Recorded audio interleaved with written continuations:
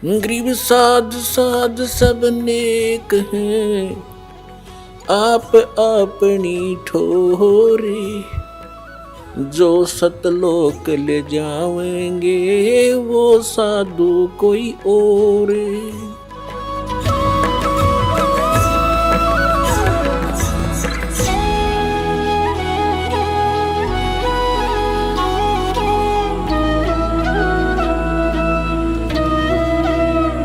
अब वेद भी क्या बताते हैं?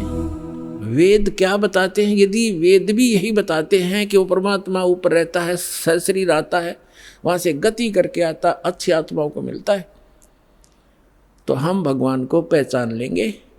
अभी तक तो हमने श्री राम, श्री कृष्ण आदि इन महापुरुषों को भगवान इसलिए मान रखा था, इनके पास हथियार थे, सिद्धियाँ थी, इन्होंने किसी ने कंस मार दिया, किसी ने रावण मार दिया।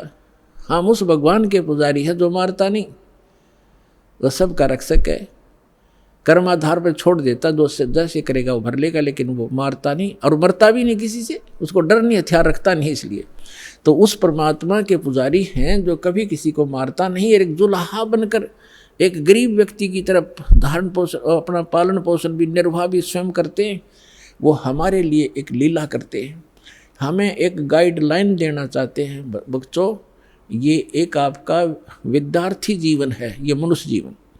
और जैसे जो विद्यार्थी मनुष्य विद्या काल में और बकवाद करता है, सिनेमा देखता है, बढ़िया पेंट पुंट गाड़ के हैं और सैर सपट्टे को घूमता रहता है, बकवादें करता है, वो फेल हो जाता है। विद्यार्थी को विद्यार्थी की तरह रहना चाहिए, सब सिलेबस पूरा करते रहना चाहिए और अपना सिंपल ड्रेस जो हो सिंपल सी अपना रखनी चाहिए और उद्देश्य नहीं भूलना चाहिए। तो हम सभी अपना उद्देश्य भूलकर, जिसको भी मानव शरीर प्राप्त है, दो प्रकार से मानव शरीर प्राप्त होता है, आपको बता ही दिया। एक तो पूर्व जन्म के शुभ संस्कारों से मानव शरीर लगातार कई जन्म भी हो सकते हैं, और एक केवल 84 लाख योनियों को भोगने के बाद टर्न वाइज मिलता है, यानी नंबर पे वो एक मिलता ही मिलता है। तो उसी पर आज सत्संग उसी पर चल रहा है। अब लास्ट में इसका निष्कर्ष थोड़े ही शब्दों में निकाल देंगे। तो हमारा मूल उद्देश्य इस मनुष्य जीवन का क्या है? जैसे एक विद्यार्थी का विद्या प्राप्त करके, और जो उस यूनिवर्सिटी में, विद्यालय में जो वो मेहनत कर रहा है, स्टडी कर रहा है, उसका किया हुआ फल उसको फील्ड में मिलेगा। जैसे कोई डॉक्टरी कर रहा तो उसी सुविधा को वहीं खोजता रहा स्टडी काल में, टाइम में, विद्या काल में, तो बच्चा फेल हो जाएगा, उसको कुछ नहीं मिलने का। तो वो जो वहाँ जैसे इंजीनियरिंग कर रहा है बच्चा, तो इंजीनियरिंग जो करके उस अपने फील्ड में जाएगा, वो सुविधाएं वहाँ की किए हुए कि वहाँ मिलेगी उसको बाहर जा कर के। तो आप जी मनुष्य जीवन प्राप्त प्राणी एक विद्यार्थी हो, और जो विद्यार्थी अपने दिग्भ्रष्ट हो गए हैं, उद्देश्य भूल चुके हैं, वो फिर बहुत दुखी होंगे। जैसे एक समय ये दास एक जूनियर इंजीनियर था, वहीं पर हमारे महकमे का कार्य भी चल रहा था और वहीं पर रोड का कार्य भी, B&R का कार्य चल रहा था।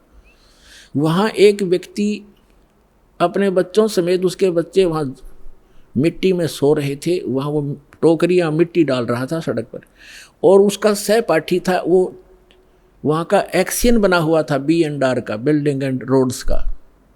वो वहाँ आया, वो इंस्पेक्शन करके चला गया। तो उसके जाने के बाद वो व्यक्ति कहता है, मजदूर, वो क्या कहता है कि मेरे कर्म फूट गए, मेरे भाग फूट गए। मेरा ये सहपाठी था, मेरा क्लास फेलो था, ये इसका ये नाम है, ये उस गांव का है, हम एक स्कूल में पढ़ा करते थे उस दूसरे गांव में, और ये पट गया, देखो ठाठ कर रहा है, गाड़ी में चलता है, इसके बच्चे पंखों के नीचे सोते हैं और मेरे बच्चे मिट्टी में पड़े हैं, मेरे भाग फूट गए। मैं भी पढ़ लेता, शिक्षा ग्रहण कर लेता, तो मैं भी ऐसे मौज करता। तो यहाँ परमात्मा कहते हैं, आज 6 दिन पाछे गए और गुरु से किया ना हेत, अब पछतावा क्या करे, चिड़िया चुगी खेत।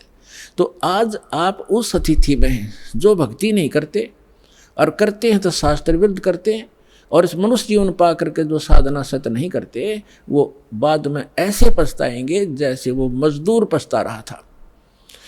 तो आप जी का जो यहाँ मूल कार्य है, मनुष्य जीवन प्राप्त प्राणी का पूरा सतगुरु प्राप्त करे और पूरा ज्ञान। अब पूरे गुरु का आपको पता नहीं था, आपको एक बालक को सभी पूरे नजर आते हैं, क्योंकि जो भी संत बना हुआ है उसने कुछ तो बाणी बुणी, कोई वेद मंत्र, कोई गीता मंत्र को कहीं ना कहीं से वो तो उसने कंठस्थ कर ही रखे हैं, और वो हमारे लिए बहुत भारी हो जाता है। जो लगातार संस्कृत बोल दे, को बड़ी बड़ी कथा सुना दे, हम न सोचे महापुरुष पढ़ा है तो बहुत गजब का। तो हमें ज्ञान नहीं था, तब हमें ज्ञान होगा, हमारे पास एक ISI मार्क का एक पैमाना होगा, फुट रूल होगा, हम तुरंत नाप लेंगे इसका साइज क्या है, हम उसको रिजेक्ट कर देंगे। अगर हमारे वेदों से नहीं मिलता उसका ज्ञान तो रिजेक्टेड है।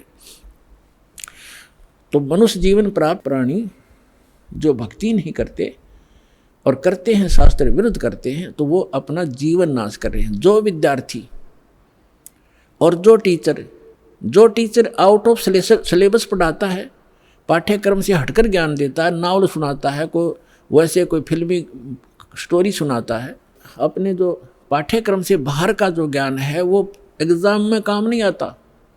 और एग्ज़ाम में जो वही काम आएगा जिसने सिलेबस पढ़ रखा है, पाठ्यक्रम पढ़ा है। तो हमारा पाठ्यक्रम है 4 वेद, 18 पुराण और श्रीमद् भगवद गीता, कुरान और बाइबल। क्योंकि हम सभी मानव हैं, पूरे विश्व के हम एक ही परमात्मा के बच्चे हैं। जीव हमारी जाति है, मानव धर्म हमारा, हिंदू मुस्लिम सिख ईसाई कोई धर्म नहीं है न्यारा।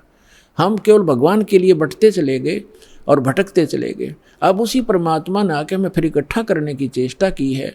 उस समय हम समझ नहीं सके क्योंकि हम अशिक्षित थे। अब हम शिक्षित हैं, सदग्रंथ हमारे पास हैं और तत्व ज्ञान दास को परमात्मा ने दे रखा है। ये आपके रूबरू कर दिया है। अब इसको आसानी से समझेंगे।